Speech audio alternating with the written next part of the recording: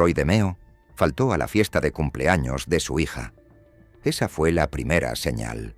No la policía, no los periódicos, no el cuerpo. Solo una silla vacía en una reunión familiar y la clase de silencio que hace que la gente sienta que algo anda mal antes de saber por qué. 10 días después, su Cadillac fue encontrado cerca de un club náutico en Brooklyn.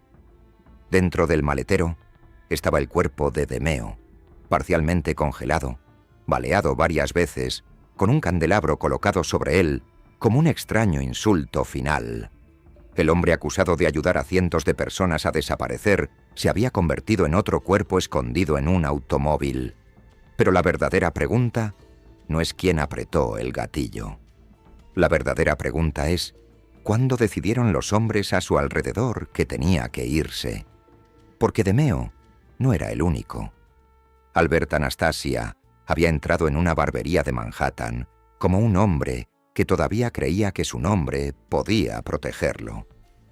Minutos después, el llamado Gran Verdugo estaba desangrándose en la silla, mientras el AMPA se enteraba de que incluso un jefe podía quedar indefenso. Tommy DeSimone simplemente se esfumó, sin discurso final, sin funeral, sin tumba que el mundo pudiera señalar. Un día era un temido asociado de Lucchese, la clase de hombre que ponía nerviosa a la gente solo con entrar en una habitación. Luego se fue, tragado por la misma vida que pensó que entendía. Jimmy Burke llevó a cabo la clase de robo con el que sueñan los criminales, pero el dinero no trajo paz, trajo sospecha. Y después del atraco de Lufthansa, la gente alrededor del secreto empezó a morir como si el secreto mismo estuviera eligiendo víctimas. Anthony Caso pasó su vida haciendo que la gente temiera, pero el miedo no lo salvó. Al final, la mafia lo odiaba, el gobierno no confiaba en él, y el hombre una vez llamado Gaspipe era solo otro recluso esperando que un sistema penitenciario terminara la historia. Gregory Scarpa era aún más extraño. Un asesino para la familia Colombo. Una fuente para el FBI. Un hombre que parecía tener protección de dos mundos, hasta que la verdad se volvió más fea que la leyenda. A veces estar protegido solo significa que eres lo suficientemente útil como para que te permitan seguir destruyéndote. Y Sammy Gravano sobrevivió, pero no como el hombre que fue una vez. Salió de la mafia matando lo único que todo hombre hecho afirmaba adorar: el código.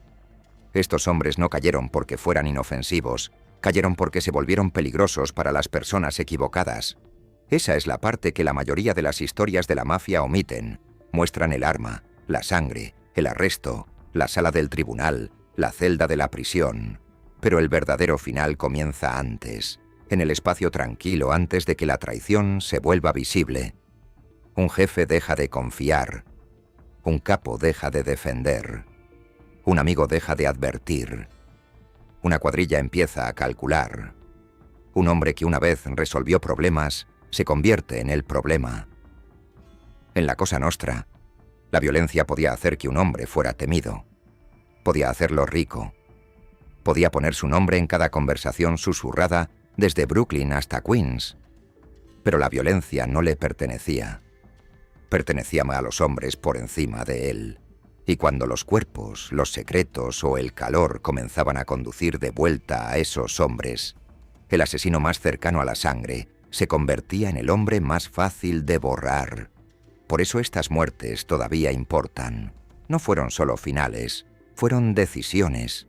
Alguien se benefició, alguien se quedó en silencio, alguien dio permiso, alguien miró para otro lado. Y alguien cometió el error fatal de creer que la misma mafia que usó su violencia lo protegería cuando esa violencia se convirtió en una amenaza. Esta es la historia de los hombres que la Cosa Nostra usó, temió y finalmente abandonó. Algunos fueron asesinados, algunos se esfumaron, algunos murieron en prisión, algunos sobrevivieron con un nombre que el AMPA nunca perdonaría, pero todos cruzaron la misma línea. La línea donde un hombre violento deja de ser útil y se vuelve demasiado peligroso para mantenerlo con vida.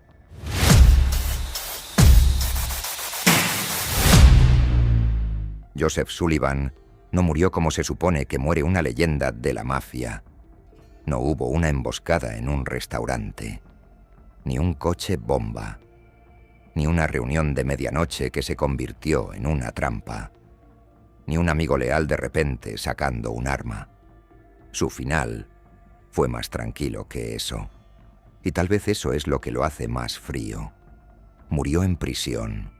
Para entonces, el nombre Mad Dog ya no era una advertencia en la calle, era una línea en un viejo expediente, un apodo adjunto a un hombre que había sobrevivido a cualquier miedo que alguna vez creó. Eso es lo extraño de hombres como Sullivan. En el exterior, un asesino a sueldo puede parecer poderoso. La gente baja la voz cuando se menciona su nombre. Los enemigos miran por encima del hombro. Hombres con dinero e influencia lo usan cuando quieren que un problema desaparezca sin tocarlo ellos mismos. Pero esa clase de poder es prestado. Pertenece a los hombres que lo envían. Y cuando el asesinato está hecho, cuando el caso es viejo, cuando se dicta la sentencia, cuando la celda se cierra, el asesino finalmente aprende la diferencia entre ser temido y ser protegido. Joseph Sullivan era temido, ¿pero fue alguna vez protegido? Esa es la verdadera pregunta detrás de su final. No era un jefe sentado por encima de la violencia. No era un operador político escondido detrás de capas de mando. No era un hombre cuyo valor provenía de sindicatos, construcción, juegos de azar o tributo. Su nombre vivía más cerca de la sangre, y eso lo hizo útil, hasta que lo hizo fácil de abandonar. Los hombres que contratan violencia rara vez quieren estar al lado del hombre que la realiza. Quieren distancia, quieren silencio, quieren un asesino que pueda hacer el trabajo, asumir el riesgo y llevar el nombre que todos los demás evitan. Por eso la historia de Sullivan no es realmente sobre un enemigo final. Su enemigo fue el papel que aceptó. Un hombre como él se vuelve útil en momentos de miedo. Alguien necesita que se elimine a un rival. Alguien necesita silenciar a un testigo. Alguien quiere que se entregue un mensaje sin dejar huellas dactilares. Por un tiempo, el asesino es tratado como un arma necesaria, pero un arma no obtiene lealtad. Un arma es usada, luego es escondida, y si la ley la encuentra, todos fingen que nunca la tocaron. Para cuando Sullivan llegó a sus últimos años, el mundo exterior había seguido adelante. Los viejos contratos ya no importaban a los hombres más jóvenes. Las personas que una vez susurraron su nombre estaban muertas, retiradas, encarceladas o fingiendo que nunca lo habían conocido. El AMPA tiene poca memoria cuando recordar se vuelve peligroso. Así es como la prisión borra a un hombre. No todo a la vez. Primero, las visitas se ralentizan.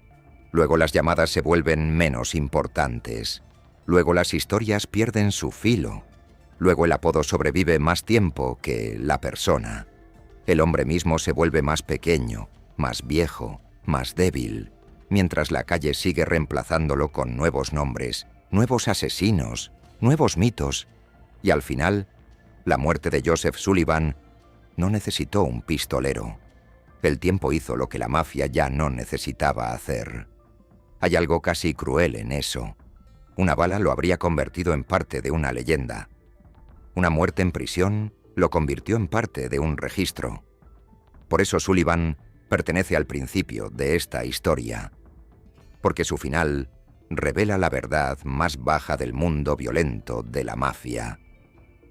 No todo hombre temido es importante. No todo asesino está protegido. No todo hombre con una reputación mortal tiene poder detrás de él. A veces es solo la mano que hace lo que otros son demasiado cuidadosos para hacer ellos mismos. Y una vez que esa mano es atrapada, el cuerpo detrás de ella desaparece en las sombras.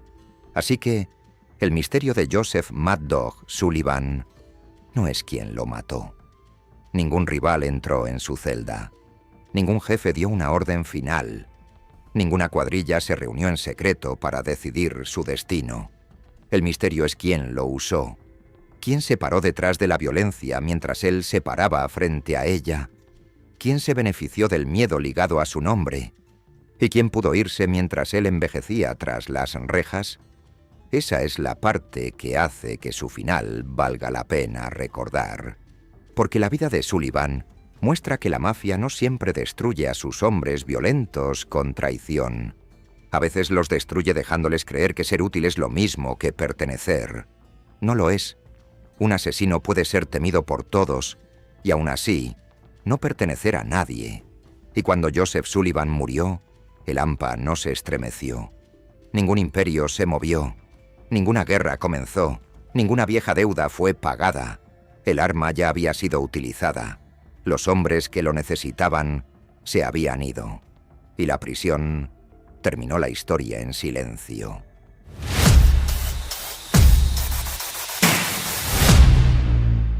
El error de Nino Gaggi no fue que no reconoció la violencia. Él entendía muy bien la violencia. Su error fue creer que podía estar cerca de Roy DeMeo y no ser arrastrado a la sombra que DeMeo estaba creando. Ahí es donde la historia de Gaggi se vuelve peligrosa, porque no era solo otro criminal callejero cerca de un hombre violento. Era un capitán Gambino, un hombre con rango, acceso y responsabilidad. Era parte del puente entre la mafia oficial y una de las cuadrillas más sangrientas del crimen organizado estadounidense. Roy DeMeo no nació poderoso dentro de la Cosa Nostra. Hombres como Gaggi ayudaron a hacerlo útil. Y esa utilidad vino con dinero. Robo de coches, préstamos usureros, drogas, pornografía, vehículos robados, asesinato y miedo. La cuadrilla de DeMeo producía lo que la mafia siempre quiso de la calle: dinero en efectivo y control. Al principio, esa clase de hombre es un activo. Un hombre como DeMeo puede hacer que los problemas desaparezcan, puede asustar a los deudores, puede ganar, puede imponer, puede hacer cosas que los hombres de mayor rango quieren que se hagan, mientras les da suficiente distancia para negar los detalles. Esa distancia es todo el juego. El capitán no necesita pararse sobre cada cuerpo. El jefe no necesita escuchar cada grito. La familia no necesita admitir de qué se beneficia. Pero el problema con un hombre como Roy DeMeo es que la violencia no se mantiene prolijamente contenida para siempre. Se extiende, deja testigos, crea rumores, asusta a los asociados, hace que la policía investigue más a fondo, pone nerviosos a los jefes y, finalmente, la misma cuadrilla que una vez pareció rentable, comienza a parecer radiactiva. Ahí es donde se encontró Nino Gaggi, parado detrás de un hombre que se había vuelto demasiado ruidoso para ignorarlo. La pregunta no es si Gaggi sabía que DeMeo era violento. Todos alrededor de DeMeo entendían que la violencia era parte de su valor. La pregunta más profunda es ¿cuándo se dio cuenta Gaggi de que el valor de DeMeo se había convertido en peligro? Porque hay un punto en cada asociación criminal donde el dinero deja de parecer ganancia y comienza a parecer evidencia. Para Gaggi, ese punto llegó lentamente. La cuadrilla de DeMeo no solo estaba cometiendo crímenes, se estaba convirtiendo en una leyenda de cuerpos, miedo y personas que desaparecían. Cuanto más viajaba el nombre de DeMeo, más peligroso se volvía para cualquiera por encima de él. Y Gaggi estaba por encima de él. Eso significaba que los pecados de DeMeo no se quedaban abajo, escalaban a través de la cuadrilla, a través del capitán, a través de la familia, hacia los hombres cuyo poder dependía de no ser tocados por la sangre. Y por eso la historia de Gaggi no es simplemente sobre un capo conectado a un asesino. Es sobre un hombre que pensó que estaba manejando la violencia, mientras la violencia manejaba silenciosamente su destino. Hay una peligrosa arrogancia en creer que puedes controlar a un monstruo porque ayudaste a alimentarlo. Gaggi tenía rango. DeMeo tenía apetito. Por un tiempo, el rango gana. Las órdenes bajan. El dinero sube. Todos entienden su lugar. Pero cuando el monstruo comienza a hacer demasiado ruido, el rango se vuelve menos importante que la supervivencia. La familia comienza a hacer preguntas diferentes. No cuánto gana, no qué tan útil es, no qué tan temido es. La pregunta se vuelve: ¿qué pasa si habla?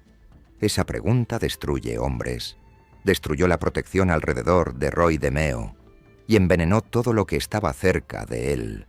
Para Gaggy, la tragedia es que no terminó en un maletero como DeMeo. No se esfumó en la oscuridad. No fue borrado por su propia cuadrilla de la misma manera teatral. Pero sus años finales todavía estuvieron atrapados dentro del mundo que DeMeo había creado. La presión legal se acercó. Surgieron testigos. La historia de DeMeo comenzó a pasar de rumor de lampa a peligro de sala de tribunal. Y Gaggy, el hombre que había estado detrás de la cuadrilla, ya no podía separarse de la máquina que había ayudado a empoderar. Ese es el castigo oculto en su capítulo. No toda caída de la mafia termina con una bala. A veces el castigo es ver cómo lo que construiste se convierte en la evidencia en tu contra. Los enemigos directos de Gaggy no eran solo los fiscales, no eran solo los testigos, no era solo la ley. Su verdadero enemigo era la proximidad. Estuvo demasiado cerca, demasiado tiempo, demasiado a sabiendas. Roy DeMeo le hizo ganar dinero, pero DeMeo también lo hizo vulnerable. Paul Castellano y el liderazgo gambino finalmente tuvieron todas las razones para temer el calor que rodeaba a DeMeo. Anthony Center y Joseph Testa, hombres de dentro de ese mundo violento, se convirtieron en parte de las consecuencias más oscuras. Y Gaggy, ya sea controlador o patrocinador o sobreviviente, no pudo escapar de la verdad central. El monstruo no cayó solo. Arrojó sombras sobre todos los que lo habían tocado. Eso es lo que hace que Gaggy sea diferente de Sullivan. Sullivan era un arma usada por otros. Gaggy estaba más cerca de los hombres que usaban armas. Pero incluso eso no lo salvó de la misma regla. En la mafia, la distancia es supervivencia. Y Gaggy no mantuvo suficiente distancia de Roy DeMeo. Su historia plantea una pregunta que nunca deja de resonar. ¿Controló Nino Gaggy a Roy DeMeo? ¿O la violencia de Roy DeMeo finalmente controló el destino de Nino Gaggy? Tal vez ambas son ciertas. Tal vez esa es la verdadera lección oculta dentro de la historia de DeMeo, pero no como una lección para la audiencia, sino como una advertencia de la vida misma. El hombre delante del monstruo está en peligro, pero a veces el hombre parado detrás del monstruo ya está condenado.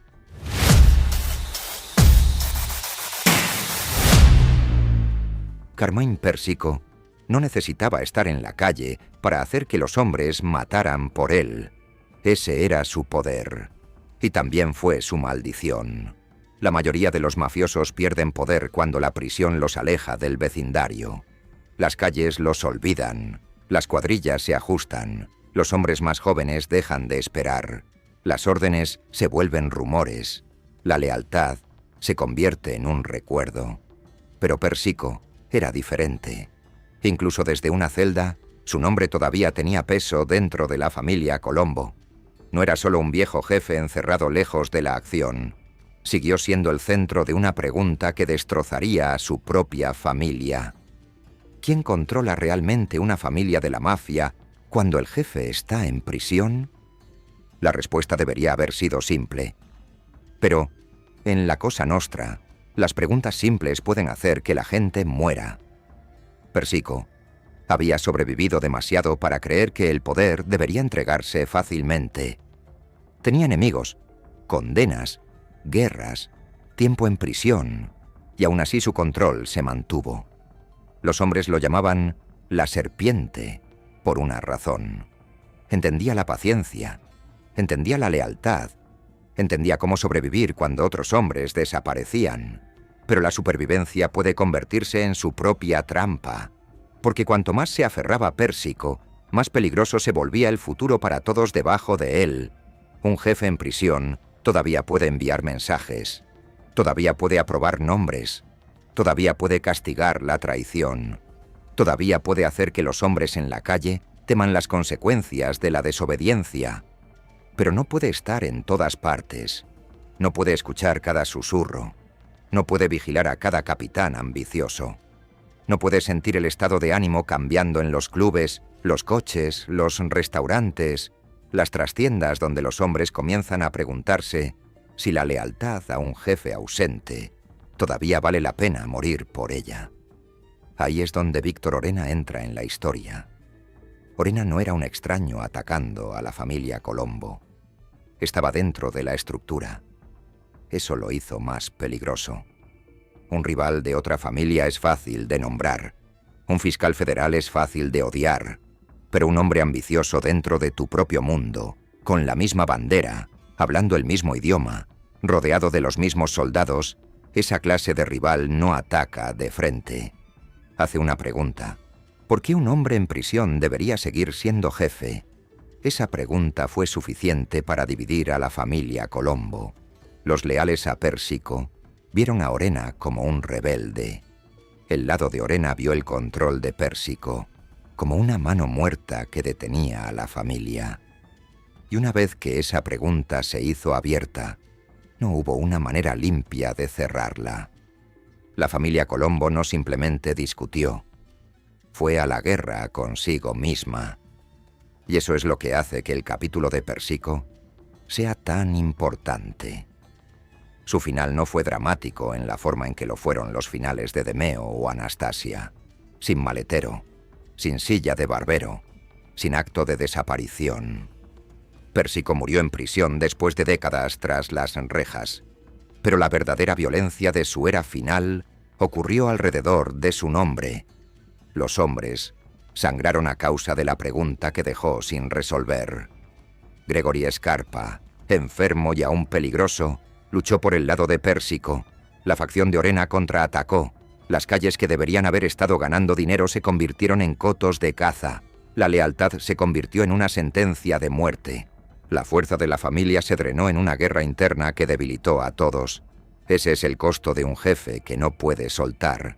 El rival directo de Pérsico fue Víctor Orena, pero Orena solo no explica la caída. Carmine Sessa importó porque se convirtió en el hombre que expuso el desafío de Orena a Pérsico. Los leales a Pérsico importaron porque siguieron luchando en su nombre. El gobierno federal importó porque había sacado físicamente a Pérsico de la calle. La prisión importó porque hizo que su poder fuera distante, dependiente de mensajeros, memoria, miedo y hombres con sus propias ambiciones. Pero el enemigo más profundo fue la sucesión. Cada imperio tiene que responder qué sucede cuando el viejo rey ya no puede estar en la habitación. Pérsico se negó a permitir que esa pregunta fuera respondida sin él. Esa negativa lo mantuvo vivo como una fuerza, pero también lo convirtió en una sombra sobre el futuro de la familia Colombo. Hay algo casi trágico en ello. Un hombre pasa su vida persiguiendo el control. Luego finalmente llegas a un punto en el que el acto mismo de mantener el control comienza a destruir lo que está tratando de conservar. Pérsico no murió porque Víctor Orena lo derrotara en el sentido simple. No murió porque un rival entrara en una habitación y acabara con él. Su cuerpo murió años después bajo custodia, pero su familia ya había sido herida. Su autoridad sobrevivió, pero sobrevivió como una maldición. Cada orden tenía que viajar a través de los muros de la prisión. Cada mensaje podía ser malinterpretado, retrasado, torcido o utilizado por otra persona. Cada leal tenía que demostrar lealtad a un hombre que no podía estar a su lado en la calle. Cada rival podía afirmar que la familia necesitaba un jefe que estuviera presente, no legendario. Por eso los días finales de Pérsico no fueron solo sobre enfermedad o edad o prisión. Fueron sobre el precio de negarse a desaparecer. Algunos mafiosos son borrados porque la familia ya no los necesita. Pérsico fue diferente. No permitió ser borrado. Así que la familia luchó por el espacio que su cuerpo ya no podía ocupar. Ese es el misterio detrás de Carmine Persico. ¿Seguía controlando a la familia Colombo desde una jaula? ¿O su nombre se había convertido en un arma que otros hombres usaban para justificar su propia guerra? Tal vez ambas son ciertas. Tal vez eso es lo que lo hizo tan peligroso hasta el final. Carmine Persico sobrevivió más tiempo que la mayoría de los hombres en su mundo. Sobrevivió a rivales, procesamientos y generaciones de gánsteres que surgieron y desaparecieron bajo él. Pero la supervivencia no es lo mismo que la victoria. Para cuando murió, la familia Colombo ya había pagado un alto precio por la pregunta que se negó a liberar. ¿Quién llega a gobernar cuando el jefe se ha ido, pero todavía se niega a irse? Para Carmine the Snake Persico, esa pregunta no terminó en un solo asesinato. Terminó en años de prisión, lealtad, rebelión y sangre. Y al final, su historia prueba algo más oscuro que una bala. A veces, el hombre más peligroso de una familia de la mafia no es el que sostiene el arma. A veces es el hombre en una celda que todavía se niega a soltar.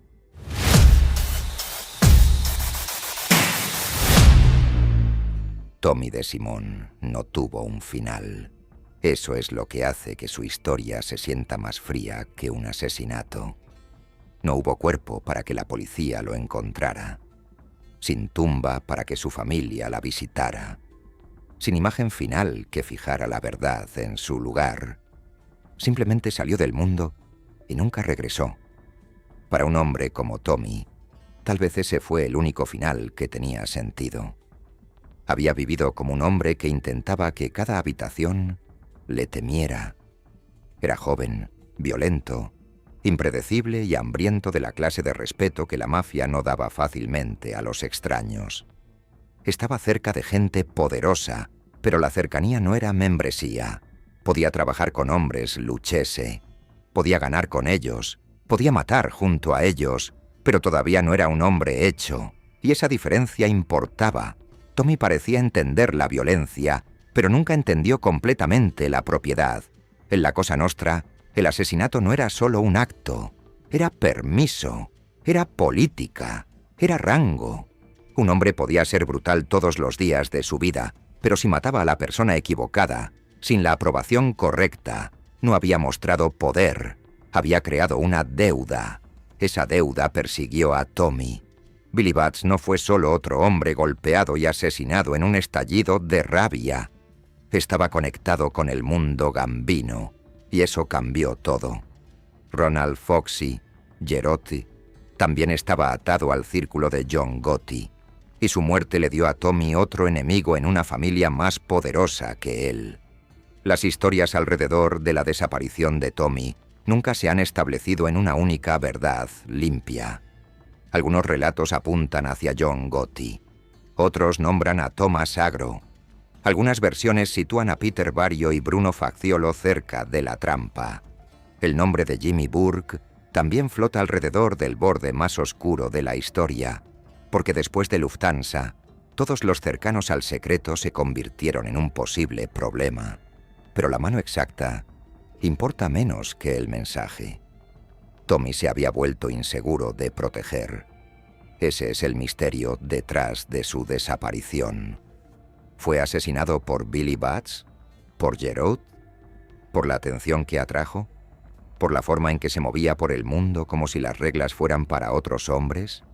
¿O todo se unió finalmente a la vez, hasta que hubo demasiadas razones para dejarlo vivir y no suficientes razones para salvarlo? La mafia no necesitaba explicarse. Eso era parte del miedo. ¿Un hombre desaparece? Nadie pregunta demasiado fuerte. Las personas que saben no hablan. Las personas que sospechan fingen que no lo hacen. El cuerpo no se encuentra y el silencio se convierte en la respuesta oficial. Esa clase de muerte es diferente de una ejecución pública. Una ejecución pública envía un mensaje a todos. Una desaparición envía un mensaje solo a las personas que entienden lo que se les está diciendo. Y el mensaje de Tommy fue simple. Puede ser violento, puede ser temido, Incluso puede ser útil, pero si no estás protegido por el rango y tu violencia crea problemas para los hombres por encima de ti, tu coraje no te salvará. El error final de Tommy DeSimone fue creer que el miedo podía reemplazar al permiso. No pudo. Quería el respeto de los hombres hechos, pero llevaba el riesgo de un asociado. Quería actuar como si la violencia le perteneciera, pero en ese mundo, la violencia pertenecía a la familia. Y cuando cruzó a negocios que tocaban el lado gambino, su propia reputación se convirtió en evidencia en su contra. Por eso su desaparición todavía se siente inacabada. No porque no entendamos el mundo que lo mató, sino porque el mundo que lo mató fue diseñado para no dejar nada atrás, sin confesión, sin cuerpo, sin cierre. Solo un hombre que se quedó en silencio. Tommy DeSimone no se esfumó porque fuera débil. Se esfumó porque mató como un hombre con poder, mientras estaba en un mundo donde el poder todavía pertenecía a otra persona. Y en La Cosa Nostra, ese error no siempre conduce a un juicio, una advertencia o una segunda oportunidad. A veces conduce a que una puerta se cierre detrás de ti y a que nadie te vuelva a ver.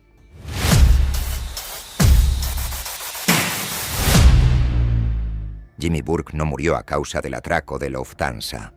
Murió años después, en prisión, de cáncer. Pero el atraco todavía se convirtió en lo que se tragó su vida. Esa es la extraña maldición de Jimmy Burke. Llevó a cabo la clase de robo que debería haber hecho inmortal a un criminal. Millones en efectivo. Y joyas. Un aeropuerto aturdido. Una cuadrilla que entró. Tomó el dinero y salió antes de que se pudiera entender el peso total de lo que había sucedido. Durante unas horas debe haberse sentido como una victoria. Luego se encontró la furgoneta. Luego los nombres comenzaron a formarse. Luego todos los que sabían demasiado se convirtieron en un problema. El atraco de Lufthansa se suponía que era un robo. Bajo Jimmy Burke se convirtió en un cementerio. Ahí es donde comienza la verdadera historia, no en la terminal de carga. Después de eso, porque el dinero hace algo extraño dentro de una cuadrilla criminal. Antes del trabajo, todos se necesitan. Después del trabajo, cada hombre se convierte en un posible testigo, un posible ladrón, un posible informante, una posible boca que puede abrirse cuando la presión se vuelve demasiado fuerte. Jimmy Burke entendió eso mejor que la mayoría de los hombres. Tal vez demasiado bien. Sabía que el atraco había sido demasiado grande para permanecer en silencio. Sabía que demasiadas personas lo habían tocado. Conductores, gente de adentro, planificadores, receptores, amigos de amigos, hombres que querían un corte, hombres que se sintieron engañados, hombres que bebían demasiado, hablaban demasiado, se quejaban demasiado. Y luego vino el miedo. Parnell Stacks. Edwards no se deshizo de la furgoneta correctamente, y ese fracaso señaló a los investigadores hacia el círculo de Burke. Martin Krugman, el corredor de apuestas que había ayudado a traer la información de Lufthansa, quería su parte y no se quedaría callado. Richard Eaton se enredó en el dinero de Burke y lo pagó brutalmente. Alrededor del atraco, hombres fueron baleados, se esfumaron o fueron encontrados muertos, hasta que el robo ya no parecía una gran ganancia. Parecía una enfermedad que se extendía a través de todos los que lo habían tocado. El error fatal de Jimmy Burke fue creer que el silencio podía fabricarse con asesinatos. Por un tiempo, eso pudo haber parecido cierto. Un cabo suelto se fue, luego otro, luego otro. Cada muerte compró tiempo. Cada cuerpo cerró una boca. Cada desaparición empujó el miedo más profundamente en la cuadrilla. Pero el miedo no es silencio. El miedo tiene movimiento. Viaja. Pone nerviosos a los hombres. Los hace descuidados. Los hace buscar salidas. Convierte a los amigos en informantes incluso antes de que el gobierno haga la pregunta correcta. Eso es lo que pasó con Henry Hill. Hill no se volvió peligroso para Burke porque fuera fuerte. Se volvió peligroso porque tenía miedo.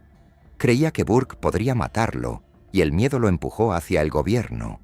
Una vez que Hill habló, el viejo mundo alrededor de Burke comenzó a desmoronarse.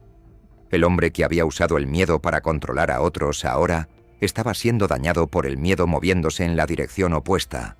Esa es la ironía en la historia de Burke. Trató de borrar el secreto de Lufthansa eliminando a las personas a su alrededor, pero la violencia después del atraco hizo que el secreto fuera más grande. Los cuerpos se convirtieron en parte de la leyenda. Los hombres desaparecidos se convirtieron en parte de la evidencia. La paranoia se convirtió en la historia. Un robo perfecto habría terminado en silencio. El robo de Burke terminó en ecos. Los nombres no se quedarían enterrados. Staggs, Edwards, Martin Krugman, Richard Eaton, otros conectados con el dinero, la cuadrilla o las consecuencias.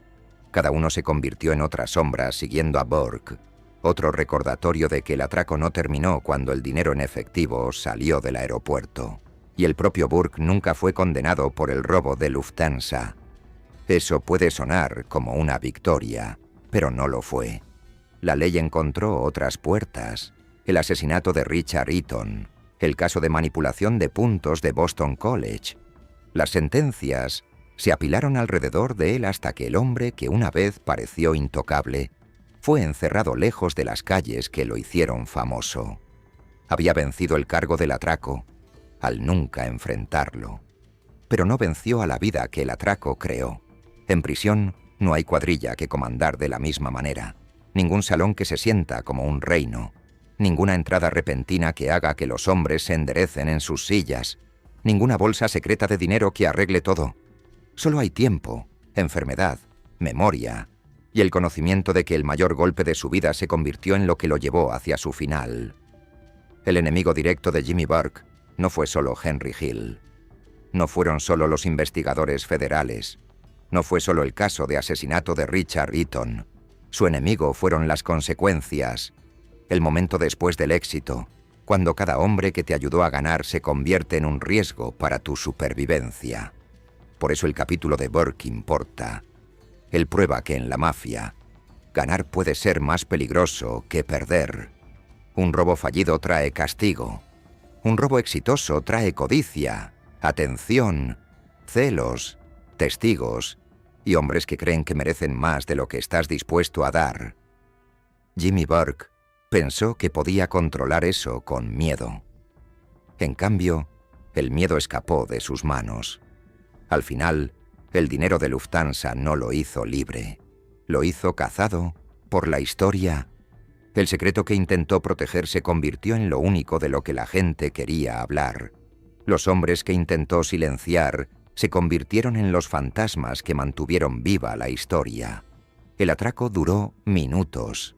La maldición duró el resto de su vida. Y cuando Jimmy Burke finalmente murió en prisión, el verdadero veredicto ya había sido escrito. Robó millones de un aeropuerto. Pero el robo le robó todo lo que vino después.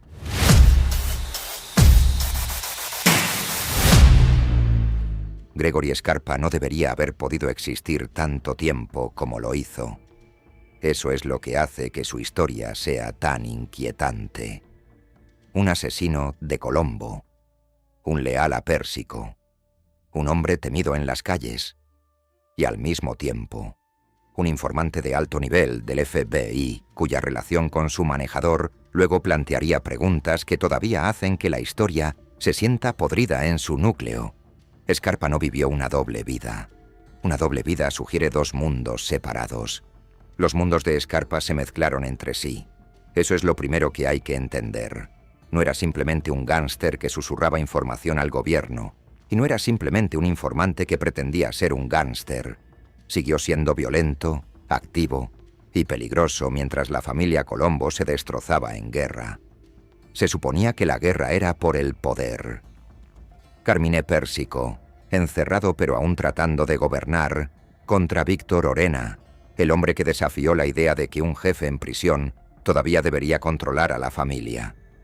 Una vez que se abrió esa pregunta, Brooklyn se convirtió en un campo de batalla. Scarpa luchó por el lado de Pérsico. Pero Scarpa no era solo otro leal con un arma. Estaba enfermo. Era vigilado. Estaba conectado con el FBI. Y aún así, de alguna manera, permaneció en movimiento. Ahí es donde comienza el misterio. ¿Qué clase de protección tenía realmente Gregory Scarpa?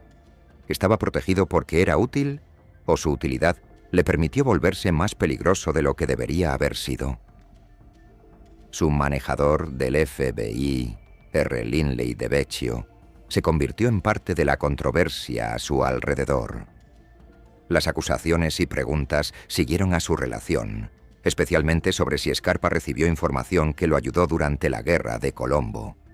De Vecchio negó haber actuado mal, y los procedimientos legales posteriores se volvieron complicados.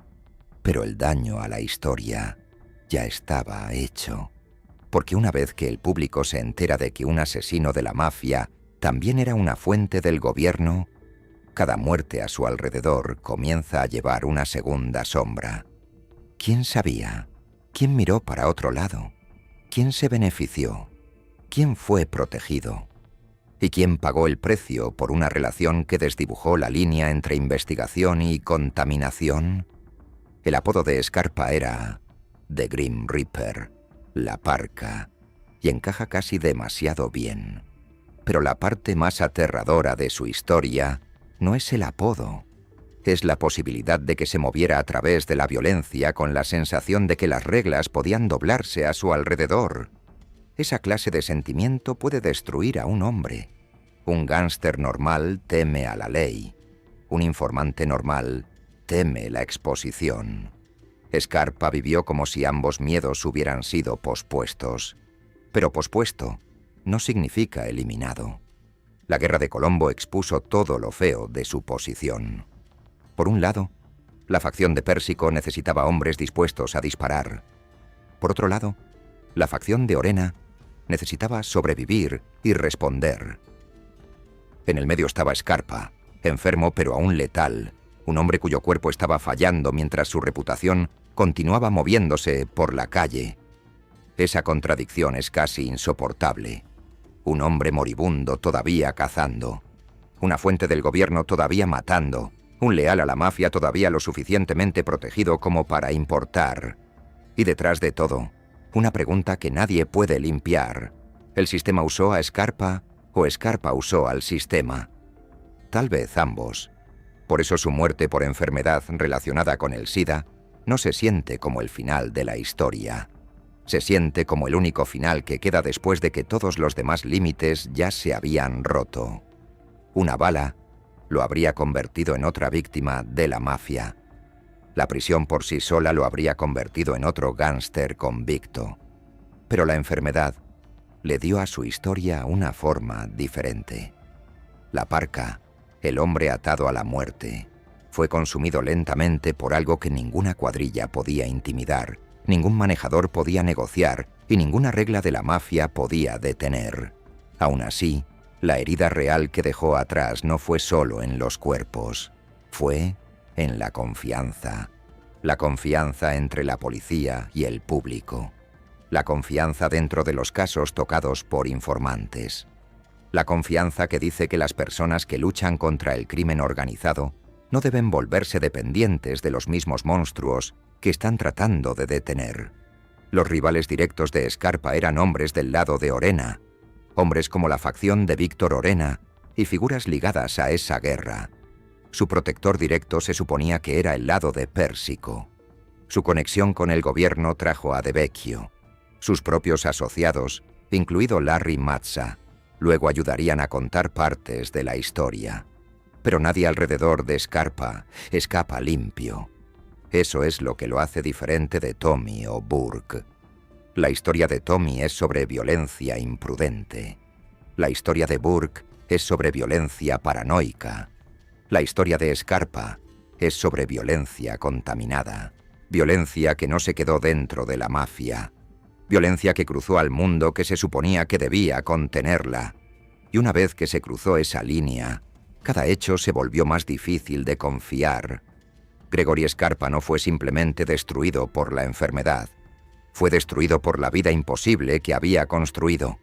Una vida en la que podía ser valioso para los criminales y valioso para los investigadores al mismo tiempo. Durante años, esa contradicción lo protegió. Luego, se convirtió en lo que hizo que su nombre fuera imposible de separar del escándalo. Al final, Scarpa no dejó atrás la historia limpia de un gángster castigado por la ley o asesinado por rivales. Dejó algo peor, una pregunta. ¿Cuántos crímenes se vuelven posibles cuando un asesino es también un activo? ¿Y cuánto tiempo puede un sistema usar a un monstruo antes de que el monstruo comience a usar el sistema de vuelta?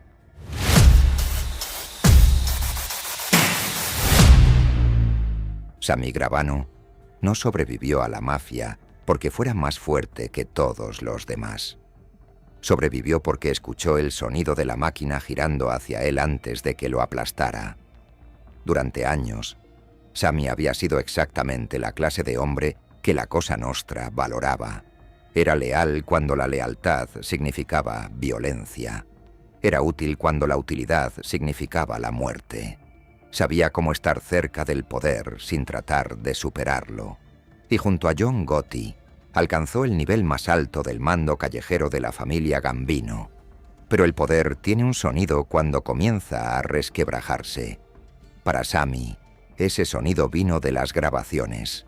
A John Gotti le encantaba hablar. Hablaba como un jefe que creía que su propia voz podía doblar el mundo. Hablaba de poder, lealtad, enemigos, asesinatos, disciplina, traición. Y lentamente, dentro de esas conversaciones grabadas, Sammy comenzó a escuchar algo más peligroso que la policía. Comenzó a escucharse a sí mismo volverse útil como un sacrificio. Esa es la parte que hace que la historia de Gravano sea más complicada que la palabra rata. La versión fácil dice que Sammy traicionó a John Gotti. La versión más oscura pregunta si Sammy creyó que Gotti ya lo había traicionado primero. Porque en la mafia se supone que la lealtad no se habla como poesía. Se supone que está protegida en silencio. Pero las propias palabras de Gotti comenzaron a convertir la lealtad en evidencia. El jefe que exigía obediencia también estaba construyendo un registro que podía enterrar a los hombres debajo de él. Y Sammy entendió lo que eso significaba. Si el caso iba mal, alguien tendría que cargar con el peso. Alguien tendría que convertirse en la explicación. Alguien tendría que interponerse entre John Gotti y la sangre ligada a la familia. Sammy había matado por ese mundo. Había creído en ese mundo. Pero ahora, el mismo mundo se estaba preparando para usarlo de una manera diferente, no como un soldado, como un escudo. Fue entonces cuando el código comenzó a morir. No en una sala de tribunal, no frente a los fiscales, no cuando Sammy finalmente se sentó con el gobierno. Murió antes, en el espacio entre lo que la mafia decía ser y lo que realmente era. El código decía que el silencio era sagrado, pero el silencio siempre fue más fácil para el hombre que daba la orden que para el hombre parado cerca del cuerpo. El código decía que la lealtad protegía a la familia, pero cuando venía la presión, la familia a menudo significaba que el jefe sobrevivía y alguien más pagaba. El código decía que la traición era imperdonable. Pero ¿cómo se llamaba cuando un jefe hablaba tan libremente que sus propias palabras hacían que sus hombres fueran prescindibles? Esa fue la pregunta que Sammy Gravano llevó consigo. Y una vez que esa pregunta entró en su mente, no hubo vuelta atrás. Cuando Sammy decidió cooperar, no solo testificó contra John Gotti y Frank Locascio, dañó la mitología de la mafia moderna. Probó que el código podía romperse en la cima. Probó que un hombre de alto rango, un asesino, un subjefe, podía mirar la omertá y decidir que ya no era una ley, era una trampa. Por eso su supervivencia no se sintió como libertad. Sammy Gravano vivió, pero el hombre que había sido dentro de la Cosa Nostra murió en el momento en que cruzó esa línea. A partir de ese momento, su nombre perteneció a dos mundos que ambos odiaban lo que él representaba. Para el gobierno, se convirtió en un testigo. Para la mafia, se convirtió en una maldición. Para el público, se convirtió en una pregunta que todavía no tiene una respuesta simple. ¿Fue un traidor? ¿Fue un sobreviviente? ¿Fue un hombre salvándose después de años de violencia? ¿O fue la prueba de que la mayor debilidad de la mafia estaba oculta dentro de su propio código? Tal vez la respuesta es todas ellas. Sammy Gravano no escapó porque fuera inocente. Escapó porque entendía la culpa mejor que la mayoría de los hombres a su alrededor. Entendía que la culpa podía arreglarse, la culpa podía cambiarse, la lealtad podía ser actuada hasta el momento en que alguien necesitara un sacrificio, y cuando creyó que ese sacrificio podría ser él, eligió convertirse en el hombre que la mafia teme más que a un asesino. Un testigo. Ese es el misterio detrás del final de Sammy Gravano. No fue asesinado, no se esfumó, no murió tras las rejas como tantos otros, sobrevivió. Pero la supervivencia vino con un precio. Tuvo que matar el código antes de que el código lo matara a él. Y la parte más extraña es que John Gotti, el jefe que exigía lealtad a todos a su alrededor, pudo haber ayudado a empujarlo allí con su propia voz.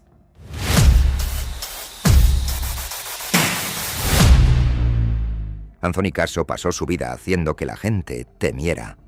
Al final, el miedo lo dejó solo. Esa es la forma de su historia. Un hombre puede construir un imperio de terror y aún así descubrir, demasiado tarde, que el terror no es lealtad. No crea amor, no crea confianza, ni siquiera crea seguridad. Solo crea hombres que obedecen mientras tienen miedo y esperan la primera oportunidad de sobrevivir sin ti. Casso entendía la violencia como un lenguaje. Dentro de la familia Lucchese, la hablaba con fluidez. No solo era temido por los enemigos, era temido por la gente cercana a él. Su reputación no se construyó solo sobre el misterio. Se construyó sobre la creencia de que podía alcanzar a casi cualquiera, castigar a casi cualquiera y convertir la paranoia en política. Pero el problema con gobernar a través del miedo es que cada hombre asustado se convierte en un futuro testigo. Eso es lo que Casso nunca pareció entender hasta que fue demasiado tarde. Su mundo comenzó a cerrarse desde diferentes direcciones. El gobierno estaba presionando más. Los informantes estaban rompiendo viejos muros. La cooperación de Alphonse Darco dañó el liderazgo Lucchese desde dentro. Vic Amuso, el socio de Casso en el poder, siguió ligado al mismo régimen violento que había convertido a la familia en un objetivo. Y fuera de la familia, el odio de Casso hacia John Gotti ayudó a alimentar una guerra de sospecha entre hombres poderosos que no podían permitirse la debilidad. Luego vino la parte que hizo que la leyenda de Casso fuera más oscura que la violencia ordinaria de la mafia. Los policías de la mafia. Luis Polito y Stephen Caracappa no eran criminales de esquina. Eran detectives del NYP, de que se vincularon a uno de los escándalos de corrupción más inquietantes en la historia de la mafia. La idea de que Casso pudiera llegar a la policía misma hizo que su historia se sintiera casi irreal, como si el muro entre cazador y cazado se hubiera podrido desde dentro. Por un tiempo, esa clase de alcance lo hizo parecer intocable. Pero el alcance no es lo mismo que el control. Casso tenía enemigos en todas partes, y peor que eso, les había dado a los enemigos una razón para temer lo que él sabía. Sabía sobre asesinatos, sabía sobre corrupción, sabía sobre tratos, órdenes, traiciones, nombres. No era solo un hombre violento, era un archivo ambulante de crímenes que la gente poderosa quería enterrar. Así que cuando la presión finalmente lo atrapó, Casso intentó el único movimiento que los hombres violentos a menudo hacen cuando el mundo se vuelve demasiado pequeño. Intentó hablar, pero incluso la cooperación requiere confianza. Y Casso había pasado su vida destruyendo la confianza. Esa es la trágica ironía de su caída. La mafia lo odiaba porque se volvió hacia el gobierno. El gobierno dudaba de él porque seguía siendo Anthony Caso. El hombre que había sobrevivido haciendo que todos temieran no podía convertirse fácilmente en el hombre que todos creían. Al final, no le quedaba ningún lugar limpio donde pararse, ni con la mafia, ni con el gobierno, ni con los hombres a los que había aterrorizado, ni con el sistema con el que había intentado negociar. Su muerte final llegó años después bajo custodia federal, muy lejos del mundo donde su nombre una vez llevaba peligro. La oficina de prisiones informó que dio positivo por COVID-19, fue trasladado a un hospital después de dificultad respiratoria, puesto en un ventilador y murió en diciembre de 2020. No era la clase de final que un hombre como Caso habría imaginado para sí mismo. Sin tiroteo final, sin último acto de poder, sin justicia callejera, sin rival entrando por una puerta, solo custodia, enfermedad y la fría maquinaria de un sistema que ya no necesitaba nada de él. Eso es lo que hace que su final sea tan vacío. Anthony Caso había pasado años convirtiendo el miedo en un reino, pero el miedo no podía visitarlo en el hospital. El miedo no podía discutir con un juez. El miedo no podía reparar un trato de cooperación roto.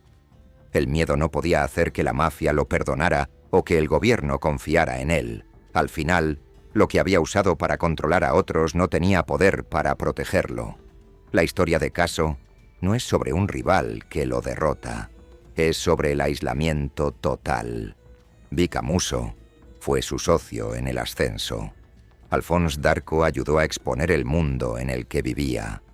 John Gotti fue un rival cuya sombra corrió a través del odio y la violencia de Caso.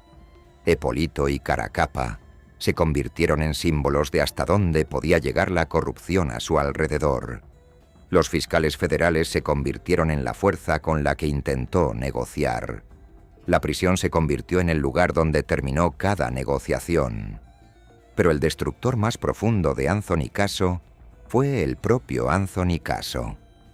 Construyó una vida donde nadie podía confiar en él. Luego necesitó confianza para sobrevivir. Y para entonces, no quedaba ninguna.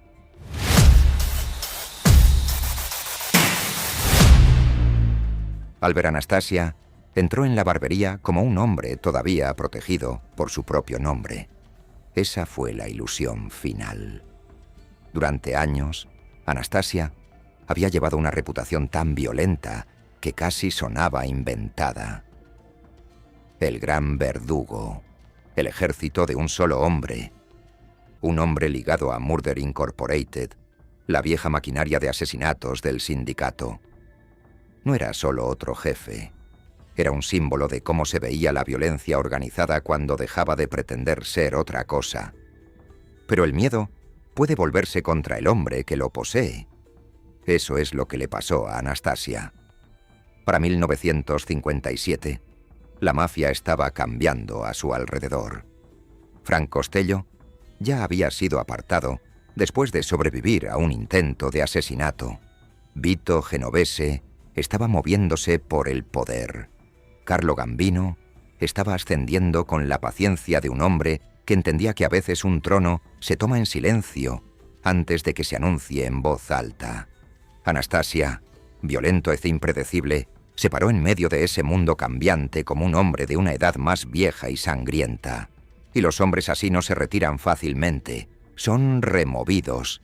Su asesinato fue casi demasiado perfecto en su humillación. Un jefe, expuesto en una silla de barbero, envuelto en toallas, separado de sus guardias, su conductor lejos, sus manos vacías, su poder inútil en el único momento en que más lo necesitaba. Los pistoleros no solo mataron a Raymond Albert Anastasia, le quitaron el mito. Por eso la silla de barbero importa. Anastasia había construido una vida alrededor de hacer que otros hombres fueran indefensos. Pero en su momento final, él fue el atrapado, sentado, sorprendido, obligado a encontrarse con la muerte sin la distancia que el poder suele dar. Nadie fue condenado por el asesinato. Ese silencio es parte de la historia. La verdad oficial nunca atrapó completamente la verdad de Lampa. Pero los nombres alrededor del asesinato han resonado durante décadas. Vito Genovese, quien se benefició del debilitamiento del viejo orden. Carlo Gambino, quien ascendió después de que Anastasia cayera. Joseph Biondo, Stephen Armone, Stephen Granmauta y, en algunos relatos, hombres conectados a la cuadrilla Gallo, incluidos Carmine Persico y Joey Gallo, como supuestos participantes o reclamantes en la mitología a nivel de calle. Pero el punto real es más grande que los tiradores. Anastasia no fue asesinado solo por los hombres que dispararon. Fue asesinado por un cambio de poder. Se había vuelto demasiado peligroso para el futuro que otros hombres querían construir. Eso es lo que hace que su muerte sea diferente de un simple asesinato por venganza. No se trataba solo de ira. Se trataba de arquitectura. La mafia se estaba reorganizando y Anastasia era una pieza demasiado pesada para moverla suavemente. Así que lo removieron de la manera más final. Y después de que se fue, Carlo Gambino se movió al espacio que dejó atrás. Por eso la muerte de Anastasia todavía se siente como un punto de inflexión. La barbería no fue solo una escena de asesinato. Fue una transferencia de poder. Un hombre violento de una era fue sacado del tablero para que pudiera surgir una clase de poder más tranquila y estratégica. Esa es la cruel lección oculta dentro de su final. No como una lección para la audiencia, sino como la forma del mundo mismo. Anastasia creía que el miedo lo hacía permanente, pero el miedo solo funciona mientras los hombres a tu alrededor crean que mantenerte vivo es más seguro que matarte. Una vez que eso cambia, toda reputación se vuelve frágil. Cada título se convierte en decoración. Cada guardaespaldas puede faltar en el momento equivocado. Y cada jefe puede convertirse en solo otro cuerpo en una habitación. El error final de Albert Anastasia fue creer que el terror podía reemplazar a la política. No pudo. La mafia tenía espacio para asesinos. Tenía espacio para jefes.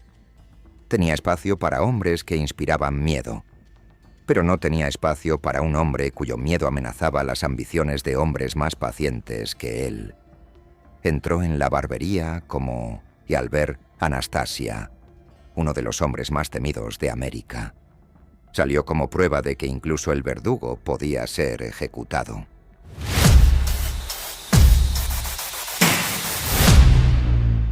Roy DeMeo ya estaba muerto antes de que lo pusieran en el maletero. La única pregunta era quién se acercaría lo suficiente para terminarlo.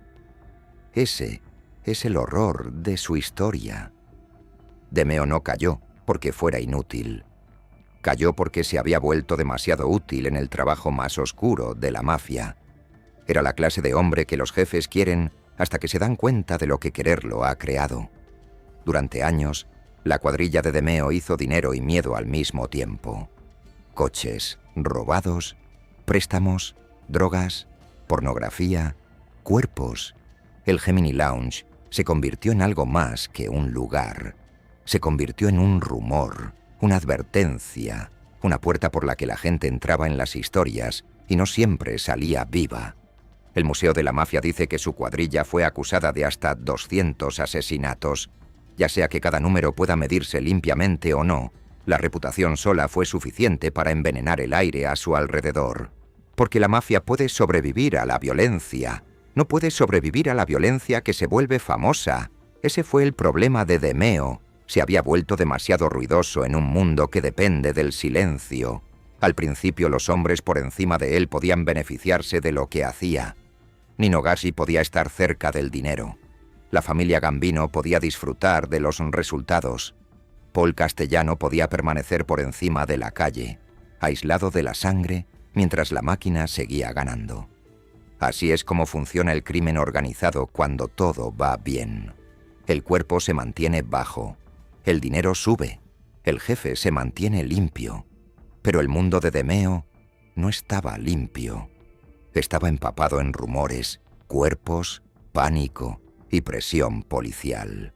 Cuanta más atención llegaba, más peligroso se volvía para los hombres por encima de él. No porque le faltara lealtad, no porque hubiera dejado de ganar, sino porque si el gobierno lo atrapaba, podía convertirse en el puente desde los cuerpos hasta los jefes, y los puentes se queman.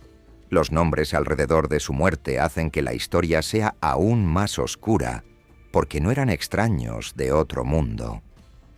Paul Castellano tenía todas las razones para querer distancia del calor. Frank de Zico ha sido nombrado en relatos del esfuerzo por resolver el problema de Demeo. Anthony Caso luego afirmó estar involucrado en la organización del asesinato a través de hombres cercanos a la propia órbita de Demeo. Anthony Center y Joseph Testa, miembros ligados a la misma cultura de cuadrilla violenta, han sido nombrados durante mucho tiempo en relatos como parte de la traición. La sombra de Nino Gaggi se cierne sobre toda la historia, porque él había ayudado a acercar a Demeo lo suficiente a la familia para que el peligro importara. Eso es lo que hace que la muerte de Demeo sea tan escalofriante. Los asesinos no necesitaban venir de fuera. El peligro ya estaba dentro del círculo. Un hombre como Demeo podía vigilar a los extraños, podía temer al gobierno, podía sospechar de los rivales. Pero ¿qué hace un asesino cuando la amenaza final viene de las personas que conocen sus rutinas, sus hábitos, su confianza, sus debilidades? Es entonces cuando la violencia deja de ayudar, porque no importa cuántos hombres haya matado Demeo, no importa cuán temida se haya vuelto su cuadrilla, no pudo matar el cálculo que se formaba por encima de él. Se había convertido en una responsabilidad, y una vez que esa palabra se adjunta a un hombre de la mafia, el final ya se está moviendo. Su cuerpo fue encontrado en el maletero de su Cadillac en enero de 1983, baleado varias veces, escondido como carga, descartado de la misma manera fría y práctica que los cuerpos en su mundo habían sido tratados tan a menudo. Esa imagen se quedó porque se sintió como poesía de Lampa. El hombre vinculado a las desapariciones se convirtió en el cuerpo que alguien más necesitaba esconder. El hombre que ayudó a crear miedo se convirtió en la evidencia del miedo. El hombre cuya cuadrilla fue acusada de convertir el asesinato en procedimiento se redujo a un problema en un maletero. Pero el verdadero misterio no es solo quién disparó. El verdadero misterio es cuándo se hizo necesaria su muerte. ¿Fue cuando las investigaciones se acercaron demasiado? ¿Cuando el miedo de Castellano superó la utilidad de Demeo?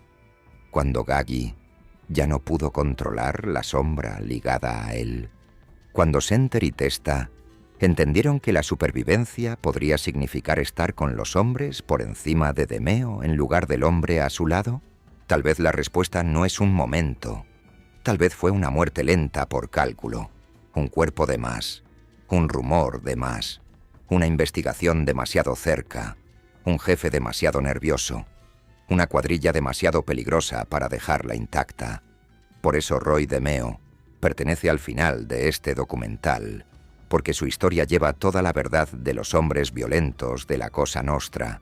La mafia usó asesinos, los necesitó, los recompensó, los protegió, siempre y cuando la protección fuera más barata que la exposición.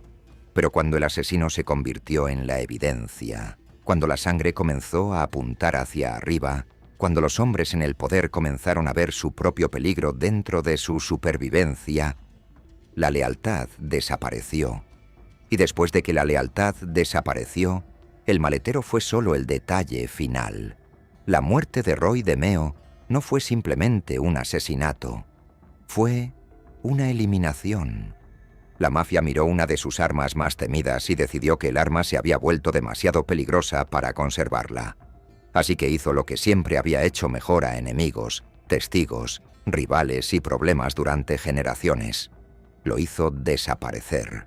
Pero esta vez el cuerpo regresó, y con él vino la verdad. En La Cosa Nostra, los hombres más violentos no siempre fueron protegidos por su violencia. A veces fueron destruidos por ella. Al final, Ninguno de estos hombres escapó del mundo que ayudaron a construir. Algunos fueron asesinados por rivales, algunos fueron traicionados por amigos, algunos fueron enterrados por la prisión, algunos sobrevivieron solo convirtiéndose en lo que la mafia más odiaba. Pero cada final llevaba la misma sombra. Joseph Sullivan demostró que un asesino puede ser temido y aún así no pertenecer a nadie. Nino Gaggi demostró que estar detrás de un monstruo no quita la sangre de tus manos. Carmine Persico demostró que el poder puede sobrevivir a la prisión, pero a veces solo como una maldición.